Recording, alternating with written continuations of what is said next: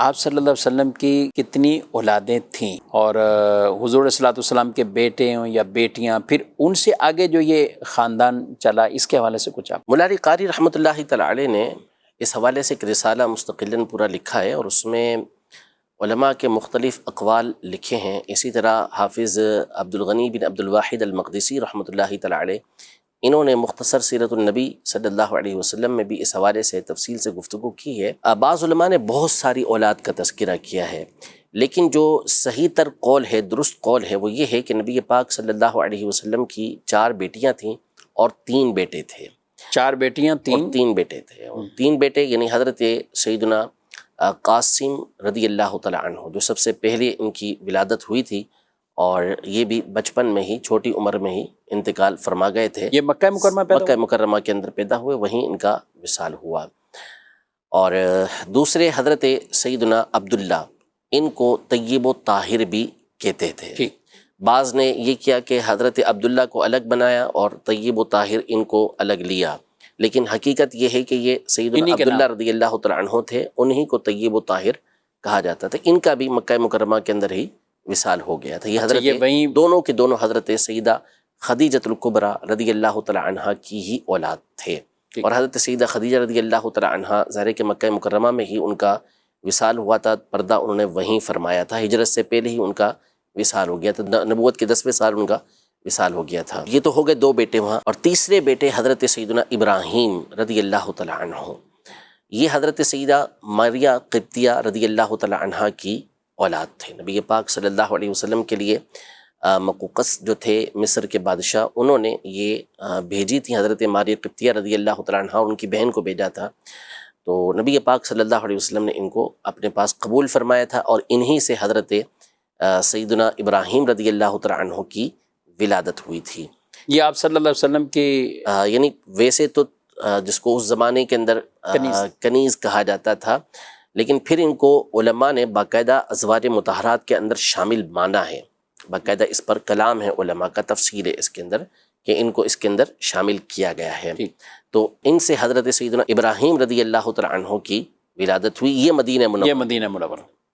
تو یہ بھی تقریباً 18 مہینے کی عمر تھی اس میں، نبی پاک صلی اللہ علیہ وسلم کے سامنے ہی ان کا وصال ہوا۔ اور مشہور حدیث پاک ہے کہ جب ان کا وصال ہوا تو نبی پاک صلی اللہ علیہ وسلم کی مبارک آنکھوں میں آنسو تھے،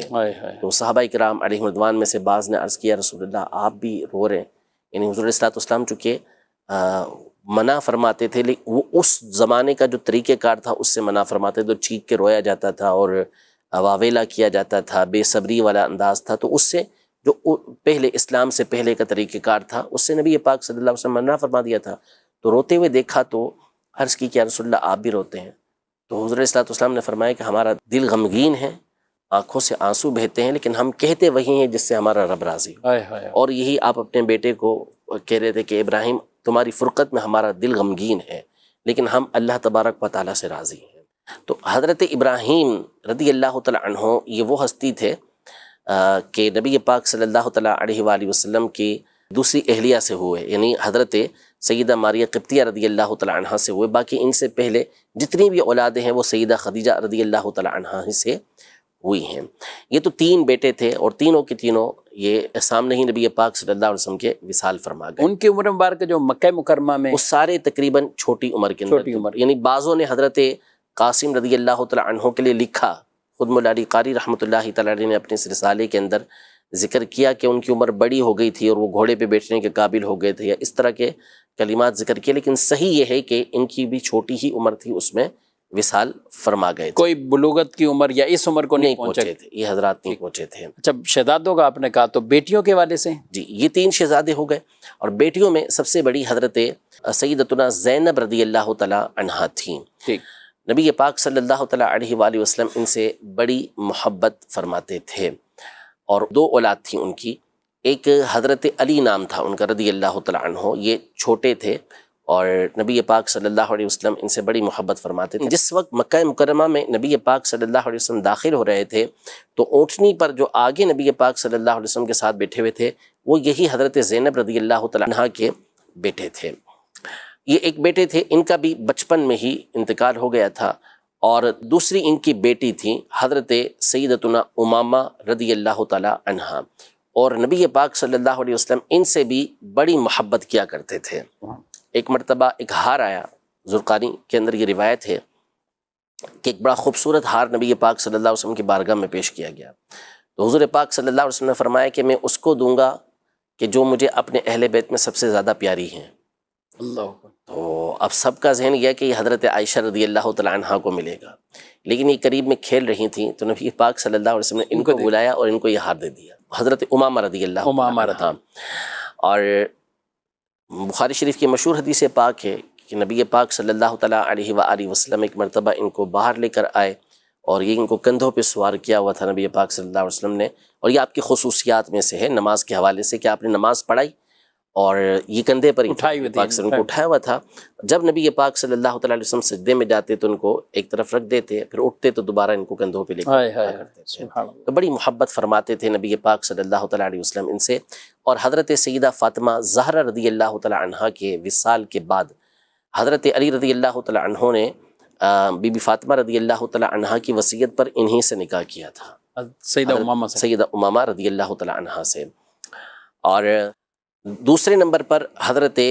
سیدتنا رقیہ رضی اللہ تعالیٰ عنہا تھی، نبی پاک صلی اللہ علیہ وسلم کی شہزادی، اور ان کا نکاح حضرت سیدنا عثمان غنی رضی اللہ تعالیٰ عنہ سے ہوا تھا۔ پہلی یہی شہزادی تھیں جن سے حضرت عثمان غنی رضی اللہ تعالیٰ عنہ کا نکاح ہوا، اور ان کے یہاں بھی ایک بیٹے کی ولادت ہوئی تھی جس کا نام عبداللہ تھا رضی اللہ تعالیٰ عنہ۔ تو حبشہ میں جو ہجرت ہوئی تھی وہاں پر یہ لوگ گئے تھے، تو ان کو ایک پرندے نے چونچ ماری تھی جس کے صدمے کی وجہ سے پھر ان کا انتقال ہو گیا تھا حضرت عبداللہ رضی اللہ تعالیٰ عنہ کا، تو یہ بھی بچپن کے اندر ہی وصال فرما گئے تھے۔ یہ دوسری بیٹی تھی نبی پاک صلی اللہ علیہ وسلم، ان سے مزید آگے اولاد نہیں چلی، یہ بھی پھر انتقال فرما گئی تھی بدر کے موقع پر۔ نبی پاک صلی اللہ علیہ وسلم جب بدر میں گئے ہوئے تھے تو یہ پیچھے بیمار تھیں اور وہاں ان کا وصال ہو گیا تھا مدینہ منورہ میں۔ تیسرے نمبر پر دو قول ہیں، ایک قول کے مطابق تیسرے نمبر پر حضرت سیدتنا ام کلثوم رضی اللہ تعالیٰ عنہا ہیں، نبی پاک صلی اللہ علیہ وسلم کی بیٹی، اور ایک قول یہ ہے کہ حضرت سیدہ فاطمہ زہرا رضی اللہ تعالیٰ عنہا یہ سیدہ ام کلثوم رضی اللہ تعالیٰ عنہا سے بڑی ہے۔ مشہور و معروف جو ہمارے یہاں پر قول ہے وہ یہی ہے کہ سیدہ کائنات سیدہ فاطمہ زہرا رضی اللہ تعالیٰ عنہا یہ چوتھے نمبر پر آپ علیہ الصلوۃ والسلام کی بیٹی ہیں۔ تو یہ حضرت سیدتنا ام کلثوم رضی اللہ تعالیٰ عنہا جو ہے یہ بھی حضرت عثمان غنی کے نکاح میں آئیں، ان کے یہاں کوئی اولاد نہیں تھی۔ اب یہاں پر جو توجہ طلب بات ہے وہ یہ ہے کہ تینوں شہزادے اور تینوں شہزادیاں یہ نبی پاک صلی اللہ تعالیٰ علیہ وآلہ وسلم کے سامنے ہی انتقال فرما گئیں، زندگی میں ہی نبی پاک صلی اللہ علیہ وسلم کی تشریف لے گئیں۔ اور سیدہ فاطمہ زہرا رضی اللہ تعالیٰ عنہا کی ذات گرامی وہ تھی کہ جو نبی پاک صلی اللہ تعالیٰ علیہ وآلہ وسلم کے وصال ظاہری کے وقت آپ حیات تھیں، اور آپ ہی کی اولاد ہے کہ جس سے نبی پاک صلی اللہ تعالیٰ علیہ وآلہ وسلم کی اولاد یہ آگے بڑھی۔ حسنین کریمین رضی اللہ تعالیٰ عنہما اور حضرت سیدنا محسن رضی اللہ تعالیٰ عنہ جو چھوٹے تھے وہ بچپن میں ہی انتقال کر گئے تھے، تو دو شہزادے سیدنا امام حسن اور سیدنا امام حسین رضی اللہ تعالیٰ عنہما، اور اسی طرح آپ کی بیٹیوں کے حوالے سے بعض سیرت نگار ہیں انہوں نے 3 تعداد لکھی ہے اور بعض نے 2 لکھا ہے۔ ایک بیٹی حضرت سیدہ زینب رضی اللہ تعالیٰ عنہ جو مشہور و معروف ہیں کربلا میں، جو امام حسین رضی اللہ تعالیٰ عنہ کے ساتھ تھیں وہ، اور دوسری حضرت سیدتنا ام کلثوم رضی اللہ تعالیٰ عنہ یہ شہزادی تھیں، اور بعض نے کہا کہ آپ کی تیسری شہزادی حضرت سیدہ رقیہ رضی اللہ تعالیٰ عنہا بھی تھیں۔ تو یہ حضرت فاطمہ زہرا رضی اللہ تعالیٰ عنہا کی اولاد تھیں۔ ان میں سے حضرت زینب رضی اللہ تعالیٰ عنہا کی اولاد کا سلسلہ بھی چلا، لیکن ظاہر ہے کہ جو نسب چلتا ہے وہ والد کی طرف سے چلتا ہے۔ یہ صرف اور صرف حضرت سیدہ فاطمہ زہرا رضی اللہ تعالیٰ عنہا کو شرف حاصل ہوا کہ ان کا نسب، ان کی اولاد کا جو نسب ہے وہ نبی پاک صلی اللہ علیہ وسلم کی طرف منسوب ہوا، اور آپ کے بیٹوں میں صرف چونکہ حضرت امام حسن اور امام حسین رضی اللہ تعالیٰ عنہما تھے تو ان کی اولاد پھر یہ نبی پاک صلی اللہ تعالیٰ علیہ وسلم کی اولاد کہلائی۔ حضرت زینب رضی اللہ تعالیٰ عنہا کا نکاح جو ہوا تو ظاہر ہے کہ ان کی جو اولاد ہوئی وہ پھر اپنے والد ہی کی طرف منسوب ہوئی۔ سبحان اللہ۔